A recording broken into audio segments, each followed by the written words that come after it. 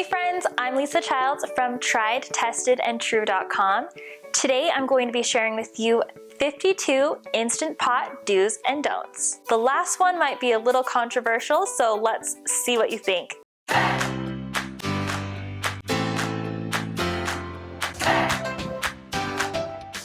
Also, just a quick FYI and YouTube tip, if you tap the ellipses on the upper right or left corner of this video, you can actually change the playback speed on any video on YouTube to make it faster, so you can watch the whole thing in less time.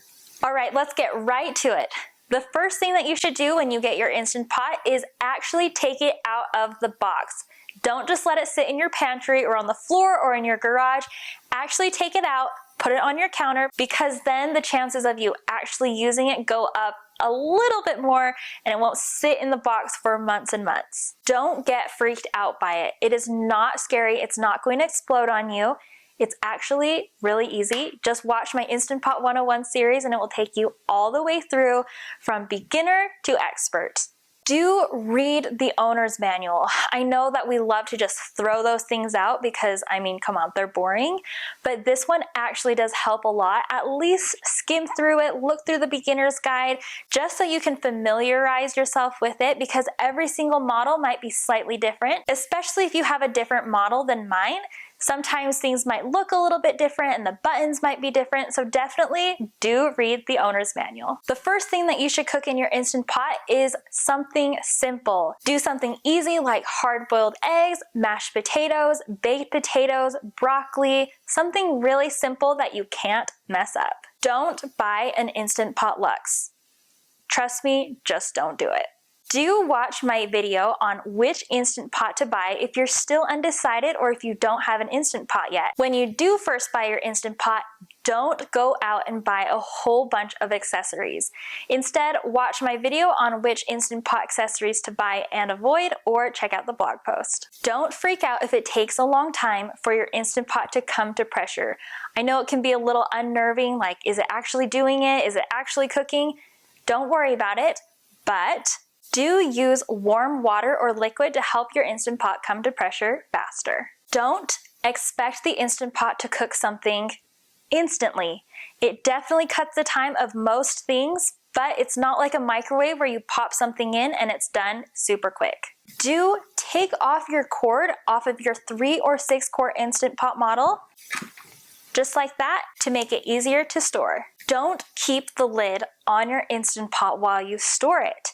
Instead, do flip your Instant Pot lid upside down like this to prevent the Instant Pot from harboring and locking in all those smells. Don't forget to add some kind of thin liquid, such as water or broth, before you pressure cook something. Otherwise, it won't come to pressure. You need liquid every single time you use the Instant Pot. While we're on the topic of the Instant Pot lid, make sure you do put your Instant Pot lid on the base. You can do it on either side. Don't forget that the Instant Pot has no evaporation while it's pressure cooking, so your food might look a little bit watery when you open the lid, so don't be alarmed. Do use the saute feature to reduce liquids, brown and sear meats, or saute vegetables before pressure cooking. Don't sear something in the Instant Pot without deglazing the pot after, lest you get the burn notice. Do press the pressure button to change your Instant Pot from low to high pressure. If you're a beginner, don't put your Instant Pot on the stove top. I promise you do not want to melt the bottom of your pot. However, if you want to use something like a wooden cutting board on top of your cooktop surface, you can totally do that. Don't store your sealing ring in the Instant Pot lid. Just take it out and store it somewhere else so then it doesn't trap all the smells. Don't overfill your Instant Pot. There's a max line on the liner. Don't go above that line. Don't expect something cooked in the Instant Pot to be dry or crispy or baked.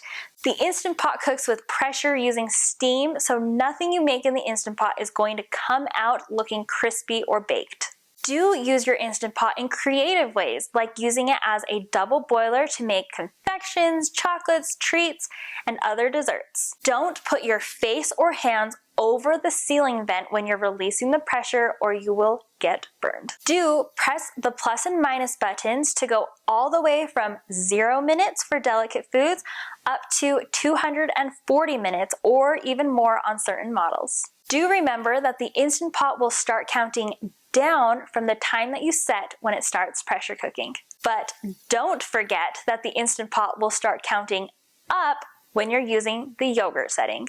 Do remember that the L stands for lapsed time, and it will start counting up, meaning how long it has been since it was done pressure cooking and how long it has been naturally releasing the pressure. Do use short bursts to release the pressure when you have anything that has a lot of liquid or when the Instant Pot is extra full. On the same note, don't ever do a quick release when you have soup or a lot of liquid in your Instant Pot. Do use some tongs or a spoon or a spatula to carefully release the pressure out of your Instant Pot if you're too scared to get near it. Don't move your Instant Pot while it's pressure cooking. Just leave it where it is. Do try different things. The Instant Pot can do so much more than hard-boiled eggs and mashed potatoes.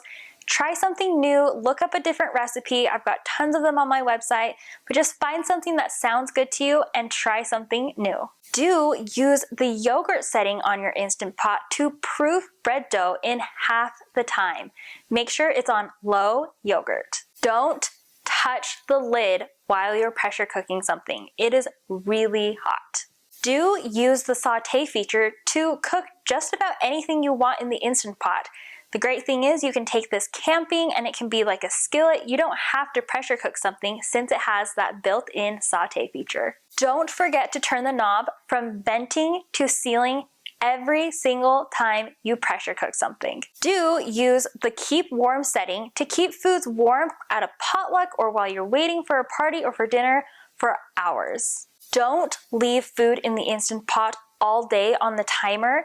It's not like a crock pot that cooks all day, so don't keep food in here all day and wait for it to cook right before you get home. Do give your Instant Pot a good deep clean before you make something like cheesecake or yogurt, so then your cheesecake doesn't taste like yesterday's roast. Don't use any kind of dairy as your cooking liquid because it will curdle or burn. Do remember that you need to add a little bit of extra time to account for the pressure buildup and release in an Instant Pot recipe. It's kind of like accounting for the time where you have to preheat your oven. Don't get hung up on the buttons on your Instant Pot. All of these buttons are just presets, so don't worry about it. You're gonna use the manual or pressure cook button 99% of the time. Don't put food directly in the Instant Pot base in here without the cooking liner. You'd think I wouldn't have to tell anyone that, but it's in this video for a reason. Don't put anything over the sealing knob or the pin when you're releasing the pressure. A lot of times people tell you to do this, but don't do it. Don't hurry the lid off while the pressure is releasing from the Instant Pot. Sometimes it can be a little tempting to jiggle that lid or to remove it before it's all the way depressurized. Just don't do it. Do buy a silicone lid to put on your Instant Pot liner so then you can marinate meats or just store leftovers in your Instant Pot right in the liner. Don't forget to subscribe to my channel for tons of Instant Pot inspiration and tips. Last one, don't call it an Instapot. It's Instant Pot, and we can still be friends if you call it Instapot, but just don't do it. Thanks so much for watching these 52 Instant Pot do's and don'ts. Next, check out my How to Clean Your Instant Pot from Top to Bottom video or my Instant Pot 101 series. Thanks, see ya.